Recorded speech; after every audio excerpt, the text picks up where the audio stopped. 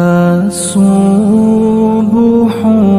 بدا من طلعته.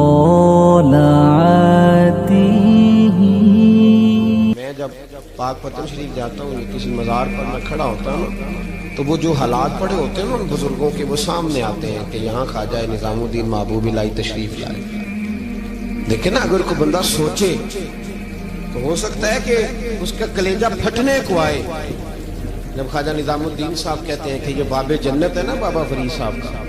کہتے ہیں ایسی باب جنت نہیں. فرماتے ہیں جب بابا صاحب کا وصال ہوا تو بابا صاحب وہیں لیٹے ہوئے تھے جہاں آج ان کی مزار ہے اور ان کے سرانے بالکل جس جگہ کو لوگ باب جنت کہتے ہیں وہاں میں نے رسول پاک کو کھڑے ہوئے دیکھا ہے.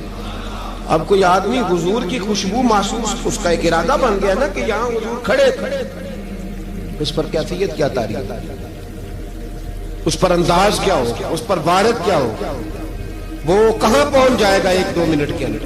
تو یہ تو اس وقت ہے جب اس کے محسوسات ہوں گے جب وہ نظریاتی طور پر اس بات سے متفق ہوگا جب وہ خوشبو محسوس کرنے کی صلاحیت رکھتا ہوگا. ایک بات عذرائے محبت ہے کہہ دیتا ہوں کیونکہ سوالات ہوتے رہتے کہہ دیتا ہوں. اعلیٰ حضرت کے ایک مرید تھے مولانا حشمت علی خان صاحب بڑے تگڑے آگے جن لوگوں کی پوزیشن بڑی سخت حاضر لوگ ہوتے ہیں نا اور حاضر جواب 1 منٹ سے پہلے پاک پتن شریف گئے تو باب جنت سے گزر کے آئے. باب جنت سے کسی ہمارے عالم نے نہیں لکھا کہ جب وہاں سے گزر گیا آپ توبہ نہ کرے اور کوئی اچھا عمل نہ کرے تو جنت میں جائے گا.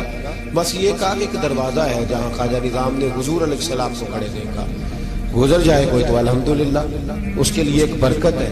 لیکن کسی شخص نے یہ نہیں کہا کہ اب وہاں سے نکل کے آ جائے اور معاذ اللہ جھوٹ بولے جو مرضی کرے اور کہ میں جنتی ہو گیا. یہ معنی کسی بندے نے بھی بیان ہے نہیں کیا. ہاں وہاں سے گزر کے آئے سچی توبہ کرے بعد میں اپنے اعمال پہ محنت کرے اللہ اسے برکت عطا کرے گا. فرماتے میں پاک پتن شریف سے ہو کے آیا رش بڑا تھا اس کے ایام تھے تو باب جنت سے گزر کے آیا تو میں بس کی چھت پہ بیٹھ گیا. کچھ اور لوگ بھی تھے تو ان میں سے کچھ ایسے صاحبان بھی تھے جن کو بیماری ہوتی ہے چھیڑ کے رکھنے کی کوئی نہ کوئی بات کیے رہتے یہ ہو گیا تو وہ ہو گیا. کہتے ہیں انہوں نے بات چھیڑ مولانا کہاں سے آ رہے. میں نے کہا پاک پتن شریف سے. تو کہنے لگے کہ آپ وہ بہشتی دروازہ جس کو کہتے ہیں باب جنت وہاں سے بھی گزرے ہیں. کہنے لگے الحمدللہ لائن تو بڑی لمبی تھی پر موقع مل ہی گیا ہے گزر گیا ہوں وہاں سے. تو کہتے ہیں مجھے سونگنے لگ گیا. کہنے لگے پھر تو آپ جنتی ہو گئے ہوں گے پر آپ کے پاس سے جنت کی خوشبو نہیں آ رہی. تنزیہ انہوں نے کہا تنزیہ. تو کہتے ہیں انہوں نے طنز کیا تو مجھے بھی حق حاصل تھا جواب در جواب کی تو اجازت ہونی چاہیے نا. میں نے کہا مولانا کیوں آپ کیوں سونگ رہے ہیں. کہنے لگے میں نے حدیث پاک میں پڑھا ہے کہ جنتی 500 سال بھی دور ہوگا تو اس کے پاس سے خوشبو آئے گی.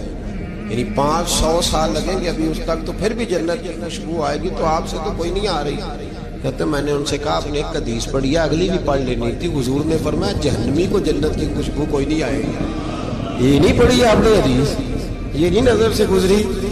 تو کہتے ہیں اب وہ مولانا مجھ سے معذرت کرنے لگے. کہنے لگے یار آپ تو ناراض ہی ہو گئے. تو میں نے کہا بھی آپ نے کیوں چھیڑی بات. میں نے آپ سے کوئی ڈسکس کیا آپ نے پوچھا کہاں سے آپ پھر آپ ہی نے کہہ دیا کہ وہاں سے گزرے کہ نہیں جنتی دروازے سے. پھر آپ نے ہی اعتراض کر دیا تو پھر ہمیں اتنا تو حق حاصل ہے نا. ہم آپ بھی کرتے ہیں تو ہو جاتے ہیں بدنام اور تم قتل بھی کر دو تو چرچا نہیں ہوتا. ہمیں بھی تو حق حاصل ہے نا. اتنا تو جواب در جواب ہم دے سکے. حضرت بابا فرید الدین گنج شکر رحمت اللہ تعالیٰ علیہ کی اماں کہتی ہیں جب میرا بیٹا پیدا ہونے والا تھا تو میں رب کی بارگاہ میں دعا کرتی تھی اللہ اگر تو مجھے بیٹا دے تو اس طرح کا دینا بیٹا میرا ہو پر بندہ تیرا ہو. اے اللہ اگر بیٹا دینا تو اس طرح کا دینا میرے اللہ اس طرح کی مجھے اولاد دینا کہ دودھ وہ میری چھاتی سے پیے پر شکر تیرا ادا کرے. اے اللہ اگر بیٹا دینا تو اس طرح کا دینا کہ قوت روٹی روزی وہ زمین پہ کھائے لیکن اسی زمین پر وہ تیرے دین کا سپاہی بھی بنے وہ مجاہد فی سبیل اللہ بھی بنے. حضرت بابا صاحب کہتے ہیں مجھے شکر پسند تھی. اماں بڑے جتن کرتی ہے بیٹے کے لیے بڑا کچھ کرتی ہے اور بیٹے روٹی ٹائم پہ کھانا بلا کا. کہتے ہیں مجھے شکر پسند تھی. میری اماں سردیوں کے ٹھنڈے موسم میں اٹھ کے میرے لیے پانی بھی گرم کرتی مصلی بھی بچھاتی اور پھر ایک پڑیا شکر کی بنا کے میرے مصلی کے نیچے بھی رکھتی. کہتی بیٹا نماز پڑھے تو اللہ شکر دیتا ہے آپ فرماتے ہیں میں روز نماز کی 5 نمازوں کا وقت مصلی اٹھاتا تو پڑیا شکر کی ملتی. سکول اور مدرسے کے میں اپنے کلاس فیلوں کو بھی کہتا نماز پڑھو بڑی پیاری شکر ملتی ہے. کہتے میں روز شکر کھاتا. ایک سویرے فجر کی نماز میں اماں نے وضو تو کرایا, مصلی بھی بچھایا, پر دیہات کی وہ سادی بیوی جس کا سارا کام خلوص پہ مبنی تھا, جو آکسفورڈ سے پڑھی ہوئی تو نہیں تھی لیکن آداب ممتا اسے سارے آتے تھے, جو کسی یونیورسٹی کی سند یافتہ تو نہیں تھی لیکن بیٹے کے ساتھ کس طرح کا رویہ اختیار کرنا ہے یہ سارا اسے پتا تھا. کہتے ہیں سادی اماں نے سارے کام کیے لیکن شکر رکھنا بھول گئی. بابا صاحب کہتے ہیں میں نماز پڑھنے لگا تو ماں نے یہ بھی بتایا تھا کہ نمازی کے آگے سے نہیں گزرتے, نمازی کے آگے نہیں ہوتے. اب اماں کہتی ہے میں مجبور ہوں, درس بھی میں نے دیا ہے, بھول گئی ہوں, اب شکر رکھنے جاؤں گی تو پردہ کھل جائے گا. ایک کونے میں لگ کے ماں روئی, بیٹے کی شفا کے لیے نہیں, بیٹے کی نوکری کے لیے نہیں, بیٹے کے اچھے مستقبل کے لیے نہیں. ماں روئی, آنسو بہے تو کہتی کیا ہے, اے اللہ میں اسے اپنے آگے جھکانے کو جتن تھوڑی کرتی تھی, تیرا بنانے کا جتن کرتی تھی. اے اللہ مہربانی فرما, میری پردے داری کر, اگر راز کھل گیا تو میرا فرید نماز نہ چھوڑ جائے. بابا صاحب کہتے ہیں اماں تڑپتی رہی اور میں نے نماز پڑھ کے مصلی اٹھایا. پہلے پڑیا ہوتی تھی, اب تو پورا دریا شکر کا بہ رہا ہے. فرماتے ہیں میں نے وہ اٹھائی, شکر کھائی اور میں نے چیخ کے کہا اماں جلدی آ, آج بڑی لذیذ ہے, آج شکر کوئی انوکھی ہے, اور آج تو کمال شکر دی ہے میرے اللہ نے, ایک پڑیا کی جگہ پورا دریا بہ رہا ہے. بابا صاحب رحمت اللہ علیہ فرماتے ہیں میری اماں آئی اور میری اماں نے بازو کھولے تو ماں کی ممتا ہی بتاتی ہے کہ اللہ کی رحمت کس طرح کی ہوتی ہے. کہتے ہیں میں نے اماں کے سینے سے لگا تو اماں رو کے کہنے لگی بیٹے پہلے میں شکر دیتی تھی, آج شکر بنانے والے نے شکر عطا فرمائی ہے. ساری زندگی پیشانی سے سجدے کا نور نہیں گیا, ساری زندگی وہ لذت عبادت نہیں گئی, اس لیے کہ استاد نے ڈنڈے سے نمازی نہیں بنایا تھا, اس لیے کہ پیر صاحب نے یہ کہہ کہ نمازی نہیں بنایا تھا کہ نماز پڑھو گے تو روٹی میں برکت ہو جائے گی, اس لیے کہ علامہ صاحب کا وہ بات سن کے ہم نمازی نہیں بنے تھے کہ اس نماز میں بتایا جاتا ہے کہ بیماریاں ختم ہو جائیں گی نماز پڑھنے سے. اماں نے رب سے جوڑنے کے لیے نمازی بنایا تھا. ساری زندگی بابا صاحب کہتے رہے اٹھ فریدا ستے آ, جھاڑو دے مسیح, چل ہن اٹھ فریدا ستے آ, جھاڑو دے مسیح, او تو ستا ہے رب جاگدا, تیری ڈاڈے نال فرید. ساری زندگی نماز کی ٹریننگ دینا, اپنے بچوں کو اپنے رب سے جوڑنا, اپنے بچوں کو اللہ کے ساتھ ان کا تعلق بنانا, ان کو رب والا بنانا, انہیں رسول پاک کا غلام بنانا, یہ ڈیوٹی ہے ماں باپ کی. ایک بہت بڑے محدث ہیں, اتنے بڑے محدث ہیں کہ میرے نبی کریم کی مسجد نبوی میں وہ حدیث کے استاد رہے, حضرت ربیعہ بن عبد الرحمن. نبی پاک کی مسجد نبوی میں حدیث کے استاد, اور حضرت حسن بصری جو جناب علی کے شاگرد ہیں وہ بھی حضرت ربیعہ کے شاگرد ہیں. حضرت امام مالک جو 70 سال تک مدینہ اور مکہ میں حدیث پڑھاتے رہے وہ بھی حضرت ربیعہ کے شاگرد ہیں. ان کے والد کا نام تھا عبد الرحمن فروغ. تاریخ بغداد میں لکھا ہے کہ بنو امیہ کے دور میں تابعین کے زمانے میں جناب عبد الرحمن بن فروغ گھر سے چلے گئے. ایک روایت ہے بچہ چھوٹا تھا, ایک روایت ہے بچہ ابھی ماں کے پیٹ میں تھا, جہاد کرنے چلے گئے. اس دور میں یہ جہاد ہوتا تھا کہ ایک علاقہ فتح کیا تو مسلمان اگلے علاقے میں چلے گئے, اگلا فتح کیا تو اگلے علاقے, ایک کے بعد دوسرے لوگ پلٹ کے نہیں آتے تھے. حضرت عبد الرحمن گئے 30,000 دینار بیوی کو دے گئے, کہنے لگے سنبھال کے رکھنا, اور جہاد کرنے نکلے تو 27 سال تک گاڑی نہیں آئی, اور 27 سال کے بعد آئے تو حضرت ربیعہ محدث بن چکے ہیں, مسجد نبوی میں حدیث کے استاد ہیں, بیٹا بہت بڑا شیخ بن گیا. واپس آئے, ہاتھ میں نیزہ ہے, کالی داڑھی تھی ساری سفید ہو گئی, وجود بڑا تگڑا تھا, کمزوری آ گئی. آئے, نیزہ پکڑا ہوا ہے, گھوڑے پہ بیٹھے ہیں, مدینہ منورہ میں گھر ہے, دروازے پہ دستک دی. حضرت ربیعہ نے دروازہ کھولا, اندر داخل ہونے لگے تو کہنے لگے بابا تو کدھر گھستا آ رہا, کدھر؟ اس نے کہا تو پیچھے ہٹ, تو میرے مکان پہ کب سے قبضہ کر کے بیٹھا ہے. بات تیز ہونے لگی, آواز تھوڑی بزرگوں کی بلند ہونے لگی تو اندر سے زوجہ نے سن لیا اور دروازے کی اوٹ سے دیکھنے لگی تو پہچان گئی. کہنے لگی ربیعہ پیچھے ہٹ جا, یہ کوئی غیر نہیں ہے, تیرے والد گرامی ہے, یہ تیرے والد ہیں. اندر آئے, باپ بیٹا ملے, عصر کی نماز کا وقت ہو گیا, بڑا روئے. 27 سال کے بعد باپ لوٹا, 27 سال کے بعد بڑے روئے. نماز کا وقت ہوا تو حضرت ربیعہ جلدی سے وضو کیا, مسجد نبوی شریف چلے گئے. جناب عبد الرحمن فروغ نے بھی کھانا وانا کھانا تھا, کھانا کھانے بیٹھے تو حکم دیکھے شوہر کیا کرتا ہے. یہ نہیں پوچھا کہ 27 سال حال کیا رہا, پوچھنے لگے میں تجھے 30,000 دینار دے گیا تھا، وہ کدھر ہے؟ تو زوجہ کہنے لگی کھانا کھا لو، اصل کی نماز پڑھ کے آؤ، پھر بتاتی ہوں پیسے کہاں ہیں، آپ کی رقم بڑی اچھی جگہ پہ محفوظ ہے۔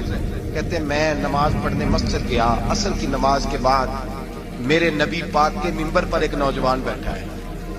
گھر میں تو ان کا انداز ٹوپی پہننے کا تھا نا، سادے عام لباس میں، مسجد نبی میں جبہ پہنا ہے، سر پہ امامہ ہے، خوبصورت لب و لہجے میں رسول اللہ کے ممبر پر بیٹھ کر، نبی پاک کے ممبر پر بیٹھ کر، پتہ نہیں آپ کو اس بات کی لذت نصیب ہو رہی ہے کہ نہیں، عام جگہ نہیں، نبی پاک کے حضور کے ممبر پر بیٹھ کر نبی پاک کی حدیثیں سنا رہے ہیں، اتنا بڑا مقدر۔ کہتے حضرت امام مالک جیسے لوگ، خواجہ حسن بصری جیسے لوگ کاغذ قلم لے کے حدیثوں کی سماعت کر رہے ہیں، ان سے درس لے رہے ہیں۔ جناب عبد الرحمان کہتے ہیں میری نظر اٹھی، کچھ بوڑھا ہو گیا تھا، کچھ اس وقت وہ ٹوپی میں سادے لباس میں تھے، پہچان نہ پایا۔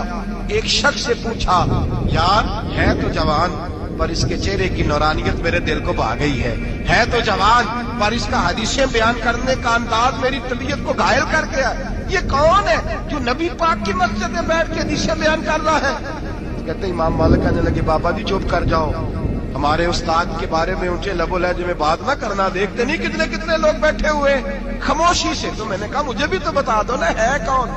تو کہنے لگے کوئی عبد الرحمان فروغ نام کے بزرگ ہیں، یہ ان کے بیٹے ہیں، ربیہ نام ہے۔ کہتے ہیں جب لفظ کہے تو میرے آنسو چھلک کے باہر آئے اور میں حضور کی مسجد میں گر گیا اور رونے لگا کہ یہاں اور میرے رسول پاک سید عالم صلی اللہ علیہ وسلم کے منبر پر اور میرا بیٹا۔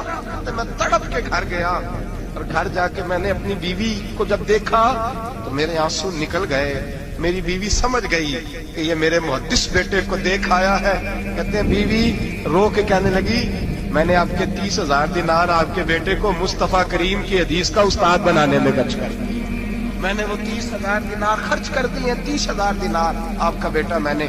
تو کہتے ہیں میں اپنی بیوی کی طرف دیکھنے لگا، میں نے کہا قربان جاؤں، میں اگر اللہ کے دین کے راستے میں تھا تو نے میرے ساتھ نیکی کی ہے، میرا بیٹا بھی دین کے راستے پہ لگا دیا۔ میرے بھائی اللہ سے جوڑا، اللہ سے جوڑا ان لوگوں نے اپنی اولاد۔ بابا فرید الدین مسعود گنج شکر رحمت اللہ تعالیٰ علیہ کے ایک مرید تھے، بابا صاحب سے مرید ہوئے تو بابا صاحب فرمانے لگے ہاتھ مجھے دیا ہے تو میرا ہی رہنے دینا۔ اب جگہ جگہ نہ بھاگتے پھرنا، نوے نوے نہ یار بنائیے وانگ کمینے والوں کا، اب جگہ جگہ نہ گھومتے پھرنا۔ اس نے کہا حضور ٹھیک ہے صحیح ہو گیا، بس ہر آدمی کے لیے یہ حکم نہیں ہو جس رنگ میں یہ بات کر رہا ہوں اسی رنگ میں لینا۔ لوگ رنگ بھی بدل لیتے ہیں نا باتوں کا، جس رنگ میں بیان کر رہا ہوں نا باتیں نبھانے کی صرف بات کر رہا ہوں، ورنہ اللہ تبارک و تعالیٰ کا فضل ہے۔ میرے ایک دوست ہیں پیر صاحب، تو وہ مجھے کہنے لگے میں نے اپنے مریدوں کو کہا ہے کسی اور کی تقریر نہیں سننی، کسی اور کی محفل میں نہیں جانا۔ آپ نے بھی کہا ہے کہ نہیں کہا؟ میں چپ کر گیا۔ کہنے لگے آپ بولے نا، کہا کہ نہیں کہا؟ پیار سے کر رہا ہوں، چلو بات آ گئی ہے تو آج کر دیتا ہوں، آپ پیار والے لوگ بیٹھے ہیں نا، کر لوں محبت والی بات۔ تو وہ مجھے کہنے لگے جی آپ نے بھی کہا ہے کہ نہیں کہا؟ میں نے کہا آپ کو کیا ٹینشن ہے؟ کہنے لگے میں نے آپ کے 2-4 مرید فلاں جگہ بیٹھے ہوئے دیکھے ہیں۔ میں نے کہا میں نے نہیں کہا۔ کہنے لگے کیوں؟ میں نے کہا میرا تو دل کرتا ہے ان سے کہوں کہ ہر جگہ جاؤ، جگہ جگہ جاؤ، جے کو ساڈے ورگا ملیا تو بہ جیا، جے نہ ملیا تو واپس آ جایا، ختم ہو گئی بات۔ اتنی کیا بات ہوئی کہ بندہ منتیں کرتا پھرے، کو مل گیا نا۔ خدا جانے بلندی ہے کہ پستی، پر جہاں میں ہوں وہاں کوئی نہیں ہے۔ ایسی کیا بات ہوئی؟ آپ جائیں جگہ جگہ جائیں، کو مل گیا تو یار ضرور بیٹھ جانا۔ وہ شاہ عبد العزیز دباغ رحمت اللہ تعالی علیہ کے پاس کچھ لوگ مرید ہونے آتے تھے تو فرمایا کرتے تھے بیٹا 1-1.5 مہینہ رہو، کوئی چیز مل گئی تو رہنا، نہ ملی تو کہیں اور چلے جانا۔ آپ کو باندھ کے تھوڑا رکھنا ہے، اگر کسی کو کہیں اور سے خیر ملتی ہے تو ہمیں کیا اعتراض ہے؟ سمجھ آ رہی ہے میری بات کی؟ لیکن ایک بات ہے وہ میرا دل کرتا ہے کر دوں، چلو پیار کی بات شروع ہو گئی ہے نا۔ کچھ بندے ایسے ہوتے ہیں جن کی ذمہ داری ہوتی ہے کہ بھئی تو نے نہیں کہیں اور جانا، ختم ہو گئی بات، تو ادھر ہی رہے۔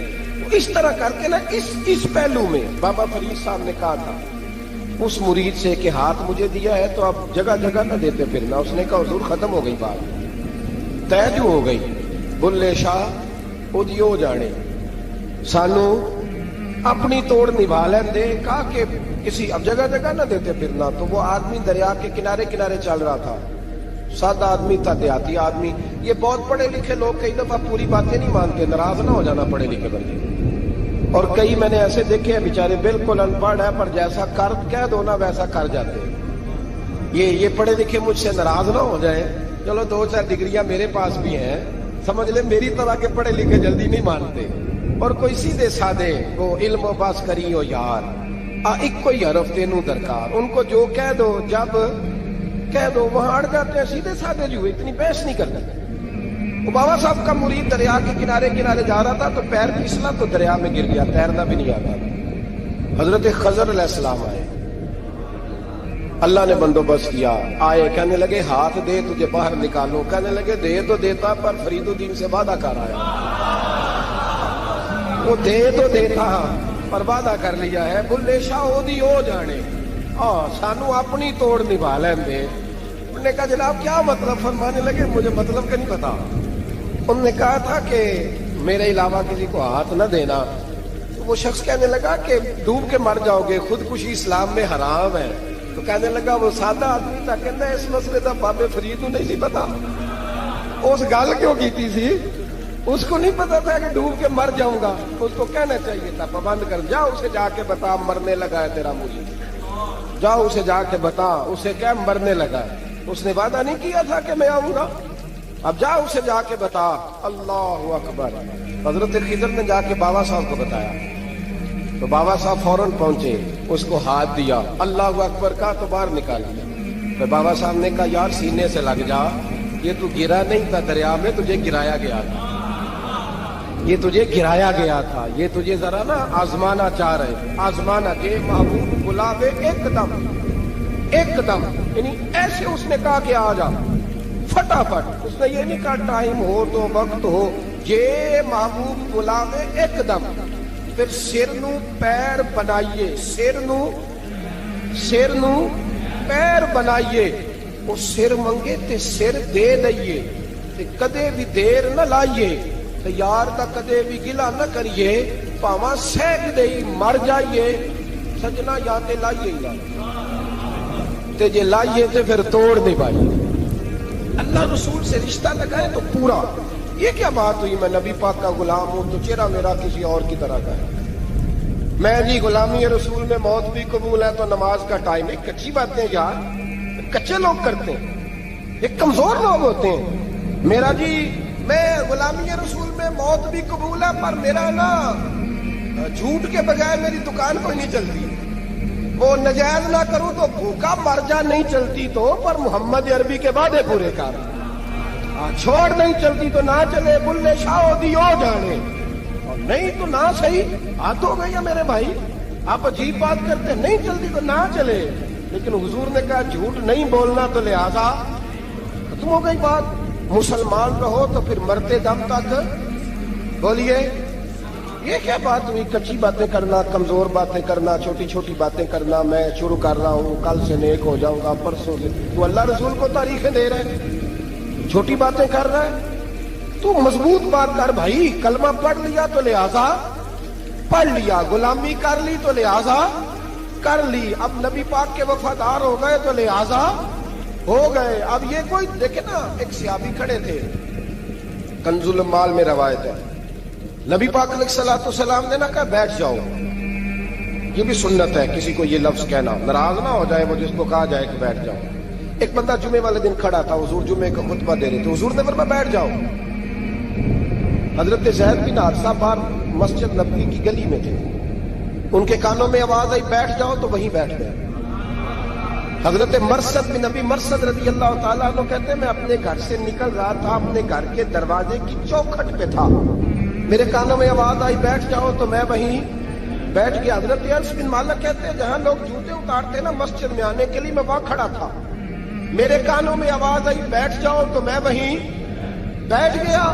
फरमाते जुमा हो गया, नमाज के बाद हुजूर ने फरमाया ज़ैद बिन हारिसा कहां थे? जुमे में नजर क्यों नहीं आए? बेखबर हो जो गुलामों से वो आका क्या है, जुमे में नजर क्यों नहीं आए? अगर हुजूर गली में आ रहा था तो आपकी आवाज आई थी बैठ जाओ, तो मैं ना उधर बैठ गया था। तो हुजूर ने रुख फेरा, फरमाया मरसद तुम कहां थे? हुजूर मैं घर से निकल रहा था। अभी चौखट पे था तो आवाज आई बैठ जाओ, तो सोने मैं वहीं बैठ गया। अंस बिन मालिक तुम कहाँ थे? अर्ज की सोने जहां सारी दुनिया जूते उतारती है ना, जूते लोगों के जूते, मैं ना जूतों में बैठ गया। तो महबूब ने फरमाया मैंने ना तो जैद को कहा था, ना अंस को कहा था, ना मकसद को कहा था, मैंने तो फुलाने को कहा था। अर्ज की हुजूर आपने नाम तो नहीं ना लिया, आप नाम तो नहीं ना लिया कि फुलाना, आपने कहा बैठ जाओ। तो हुजूर हम गुलामी वाले लोग हैं, हम वैसे नहीं करते। जिसके कानों में जहां आवाज गई वो वहीं बैठ गया। हमने न कभी कतरे पे गौर किया और न दरिया देखा, बस जहां तेरी झलक देखी वहीं डूब गए। ये क्या बात हुई कि अल्लाह रसूल से रिश्ता भी है तो करता हूं, तो देखता हूं, तो देख लेते हैं, तो चलते हैं। ना ना, ये कच्चे लोगों की बातें, ये कमजोर लोगों की बातें, ये उन लोगों के मामलात हैं कि जो जो जो बड़े छोटे दिल के लोग हैं। आपने कह लिया अल्लाह हमारा रब है, तो कुरान कहता है जब कह लो ना कि अल्लाह रब है, इन्नल्लज़ीना क़ालू रब्बुनल्लाहु सुम्मा इस्तक़ामू ततनज़्ज़लु अलैहिमुल मलाइका, जब तुमने कहा कि अल्लाह हमारा रब है तो फिर डट जाओ, अल्लाह तुम्हारी मदद के लिए फरिश्तों को भी नाज़िल फरमा दे। हज़रत अबू ज़र ग़िफ़ारी कलमा पढ़ने आए, हुजूर सल्लल्लाहु अलैहि वसल्लम ने बड़ी सारी नसीहतें फरमाई। एक नसीहत हुजूर ने फरमाई, अब सर इधर देखना मेरे यारों मेरी तरफ। एक नसीहत हुजूर ने ये फरमाई, फरमाया अबू सर लोग ना तुझे मेरा नाम ले लेके ताने देंगे कि तू भी उनका हो गया है, जेकर यार दे नाम दा मिले मेरा। हाँ, लोग तुझे ताने देंगे, कहेंगे अब तू भी उनका हो गया है, तू भी अपने बाप दादा का दीन छोड़ गया है। तो कहा कि मलामत जब लोग तुझे करे ना तो मलामत करने वालों की परवाह ना करना, ताना देने वालों की परवाह। ताने बड़े मजेदार होते हैं, आप यकीन करें, ताने बड़े मजेदार होते हैं, बड़े शानदार होते हैं ताने, और इनमें ना कई दफा बड़ा चस्का होता है। कभी कभी कुछ बातें याद आती हैं कि फलां बंदे ने फलां मौके पे फलां बात की थी, कभी कभी याद आती है और दिल भी करता है उसको याद कराए। फिर ख्याल आता है कि ये बात ना करता तो शायद अल्लाह इतना ऊंचा उड़ने का मौका ही ना देता। तुम भी ये बातें मुखालिफ से ना घबरा है इकाब, ये तो चलती है तुझे ऊंचा उड़ाने के लिए। तो नबी करीम अलैहिस्सलाम ने कहा अबू सर जरा गौर कीजिएगा बात का, लोग ना तुझे अब ताना देंगे, बुरा कहेंगे। अब तो जो दीन कबूल नमाज पढ़ता है लोग शाबाश देते हैं, तबलीग करता है लोग, उस जमाने में तो ताने मिलते थे, लोग ताने देंगे, जरा ख्याल करना। कहा या रसूल अल्लाह बस वादा हो गया, दे ले जिसने जितना ताना देना दे ले, खत्म हो गई बात। हजरत अबू सर ना ये उस वक्त सहाबा छुप छुप के नमाजें पढ़ते थे हजरत ज़ैद बिन अरकम के घर में, दारे अरकम। वहां से बाहर निकलने लगे ना कलमा पढ़ के हुजूर से वादा करके, तो दरवाजे पे गए तो एक सहाबी ने कहा कि अबू सर अभी बाहर जाके बताना ना कि मैं मुसलमान हो गया, एक तो लोग तुम्हें ताने देंगे और दूसरा हो सकता है मारे भी, बाहर जाके बताना ना वरना लोग ना बुरा कहेंगे। तो हजरत अबू ज़र ग़िफ़ारी ने गौर से उस सहाबी का चेहरा देखा और कहने लगे मशवरा आपका ठीक है पर मैंने मानना कोई नहीं, मशवरा आपका ठीक है पर मैं कोई नहीं मानूंगा। कहा क्यों? फरमाने लगे मैंने अभी नबी करीम से वादा किया है कि मैं किसी की परवाह मैं नहीं परवाह करूंगा किसी की। खत्म हो गई बात, मारे जिसने मारना दे ताना जिसने देना, अभी तो वादा किया। ये क्या बात हुई कि लोग कहेंगे तू मौलवी हो गया, लोग कहेंगे तू गुलाम हो गया, लोग कहेंगे तू दुनियादार हो गया। वो जी बच्चे की शादी पर बैंड बाजा न बजाया तो दुनिया ताने देगी। दुनिया कौन होती है? कभी आपने ये सोचा है कि आपने दो शख्सियतों को बीच में रखा तो आपने बदल किसका किया? एक तरफ दुनिया, दूसरी तरफ अल्लाह रसूल का दीन।